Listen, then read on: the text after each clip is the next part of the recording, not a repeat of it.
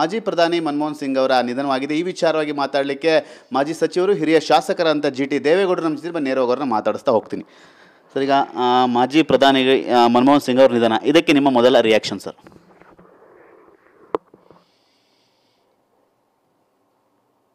ಮಾಜಿ ಪ್ರಧಾನಿ ಮನಮೋಹನ್ ಸಿಂಗ್ರವರು ನಿಧನರಾಗಿರ್ತಕ್ಕಂಥ ವಾರ್ತೆಯನ್ನು ಕೇಳಿ ತುಂಬ ದುಃಖವಾಗಿದೆ.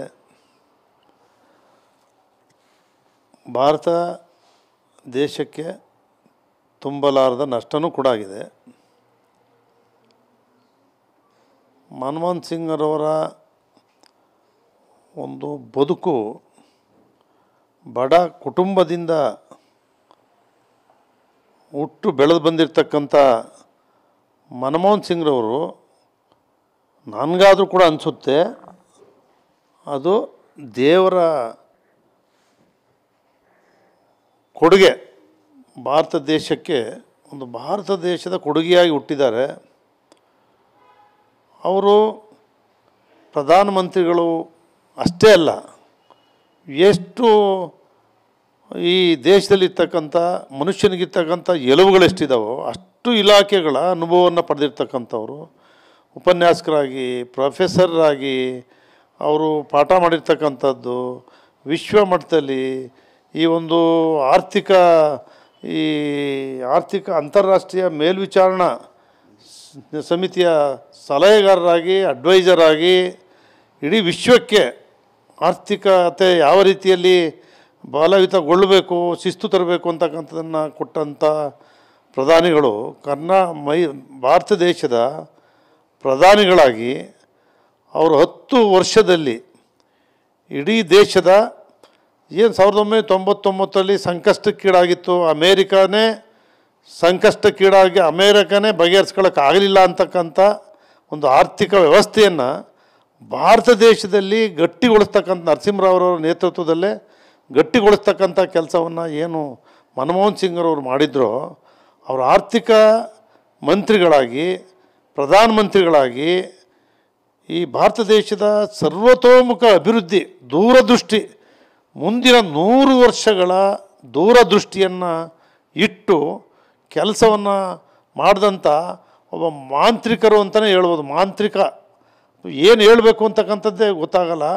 ನಾನು ಬೆಳಗ್ಗೆಯಿಂದ ನಿಮ್ಮ TV ನೋಡ್ತಾ ಇರ್ತಕ್ಕಂಥದ್ದಲ್ಲಿ, ನಿಮ್ಮ TVಯಿಂದ ಬರ್ತಕ್ಕಂಥ ಅವರು ಎಲ್ಲೆಲ್ಲಿ ಕೆಲಸವನ್ನು ಮಾಡಿದ್ದಾರೆ ಅಂತಕ್ಕಂಥದ್ದನ್ನೆಲ್ಲ ನೋಡಿದಾಗ ಈ ಭಾರತ ದೇಶದ ಮನುಕುಲವನ್ನು, ಸರ್ವ ಜನಾಂಗವನ್ನು, ಬಡವರು ಇರ್ಬೋದು, ಶಿಕ್ಷಣ ಕ್ಷೇತ್ರದಲ್ಲಿರ್ಬೋದು, ಕೈಗಾರಿಕಾ ಕ್ಷೇತ್ರದಲ್ಲಿರ್ಬೋದು, ಪ್ರತಿಯೊಂದು ನಿಮ್ಮ RTI ಇರ್ತಕ್ಕಂಥದ್ದು ಇರ್ಬೋದು, ಬೇರೆ ಬೇರೆ GST ಅಂತಕ್ಕಂಥದ್ದೆಲ್ಲವೂ ಕೂಡ, ನರೇಗಾ ಯೋಜನೆ, ಬಡವರು ಇವತ್ತಿಗೂ ಕೂಡ ನರೇಗಾದಿಂದ ಎಷ್ಟು ಕೋಟ್ಯಾಂತರ ಬಡವರು ಬದುಕ್ತಾ ಇದ್ದಾರೆ, ಅದು ಅಭಿವೃದ್ಧಿಯನ್ನು ಹೊಂದ್ತಾ ಇದೆ ದೇಶ ಅಂತಕ್ಕಂಥದ್ದನ್ನು ನೋಡಿದಾಗ ಮನಮೋಹನ್ ಸಿಂಗ್ರವರು ಒಬ್ಬ ಮನುಷ್ಯ ಅಲ್ಲ, ಒಂದು ದೊಡ್ಡ ಶಕ್ತಿ, ಒಂದು ದೈವ ಶಕ್ತಿ.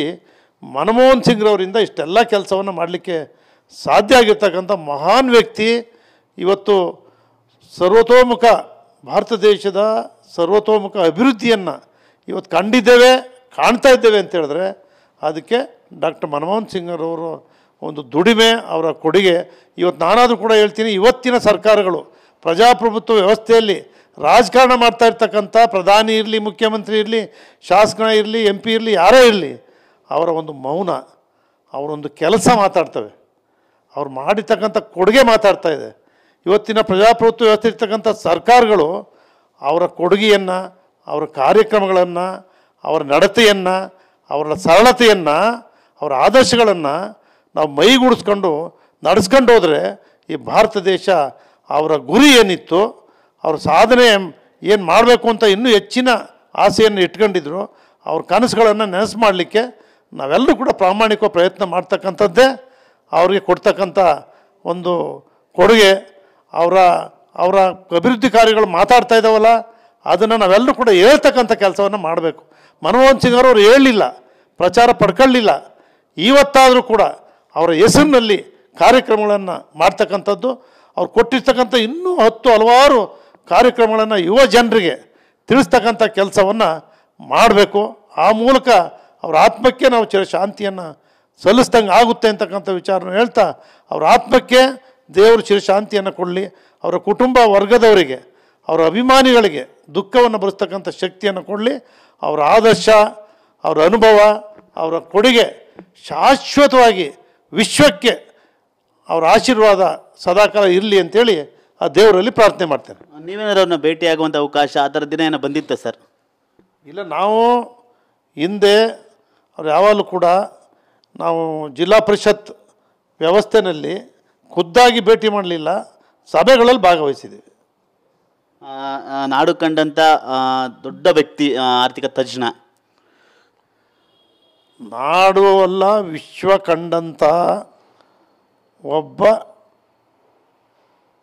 ಆರ್ಥಿಕ ತಜ್ಞ, ಆರ್ಥಿಕ ವ್ಯವಸ್ಥೆಯ ಒಂದು ರೂವಾರಿ.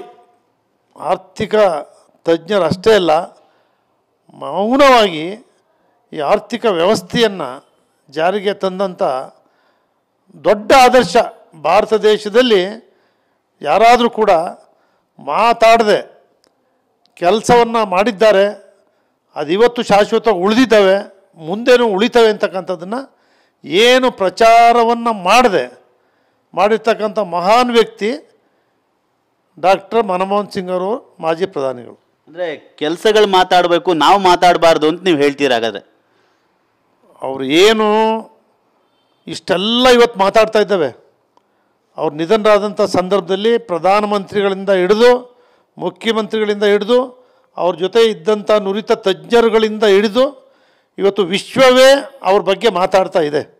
ಇಡೀ ವಿಶ್ವ ಅವ್ರ ಬಗ್ಗೆ ಮಾತಾಡ್ತಾ ಇದೆ ಅಂತ ಹೇಳಿದ್ರೆ ಇಡೀ ವಿಶ್ವ ಮಾತಾಡ್ತಾ ಇದೆ. ಅವ್ರು ಕೊಟ್ಟಿರ್ತಕ್ಕಂಥ ಕೊಡುಗೆ, ಅವರ ಸೇವೆ ಇಡೀ ವಿಶ್ವ ಮಾತಾಡ್ತಾ ಇದೆ. ಅವ್ರು ಮಾತಾಡಲಿಲ್ಲ, ಇದು ದೊಡ್ಡ ಆದರ್ಶ. ಅಂದರೆ ಕೆಲಸಗಳು ಮಾತಾಡಬೇಕು, ಕೆಲಸಗಳ ಮುಖಾಂತರ ಮಾತಾಡಬೇಕು ಅಂತ ನೀವು ಹೇಳ್ತಿದ್ದೀರಿ ಹಾಗಾದರೆ ರಾಜಕಾರಣಿಗಳು? ಹೌದು. ಯಾವುದೇ ಯೋಜನೆಗಳು, ಕೆಲಸಗಳು ಅದು ಸಂಪೂರ್ಣ ಆದಾಗ ಜನರು ಅದರಿಂದ ಸುಖವನ್ನು, ಸಂತೋಷವನ್ನು, ಜೀವನವನ್ನು ಅನುಭವಿಸಿದಾಗ ಅವ್ರು ಮಾತಾಡಬೇಕು. ಮಾಡ್ತಕ್ಕಂಥವ್ರು ಯಾವತ್ತೂ ಕೂಡ ಮಾತಾಡದೇ ಇರ್ತಕ್ಕಂಥ ವ್ಯಕ್ತಿ ಅವರು. Thank you sir. ಇದಿಷ್ಟು ಹಿರಿಯ ಶಾಸಕರಂತ ಜಿ ಟಿ ದೇವೇಗೌಡರು. ಮತ್ತು ಯಾಕೆಂದರೆ ಇದು ರಾಷ್ಟ್ರೀಯ ಮಟ್ಟದಲ್ಲಿ ದೊಡ್ಡ ಅಂತಾರಾಷ್ಟ್ರೀಯ ಮಟ್ಟದಲ್ಲಿ ಹೆಸರು ಮಾಡಿದಂಥವ್ರು, ಅವರ ಮಾತುಗಳಿಗಿಂತ ಕೆಲಸ ಹೆಚ್ಚಾಗಿ ಮಾತಾಡ್ತಾ ಇತ್ತು. ಹಾಗಾಗಿ ಮುಂಬರುವ ರಾಜಕಾರಣಿಗಳಾಗ್ಬೋದು, ಎಲ್ಲರಿಗೂ ಕೂಡ ಕೆಲಸವು ಮಾತಾಡಬೇಕು. ಅವರು ನಮ್ಮ ಆದರ್ಶ ಅವರ ಅಗಲಿಕೆ ಸಾಕಷ್ಟು ನೋವನ್ನು ಉಂಟು ಮಾಡಿದೆ ಅನ್ನೋ ಮಾತನ್ನು ಕೂಡ ಈಗಾಗಲೇ ಹೇಳ್ತಾ ಇರುವಂಥ. ಕ್ಯಾಮ್ರಾಮನ್ ರಾಜು ಜೊತೆ ಸುನಿಲ್, TV9 ಬೆಂಗಳೂರು.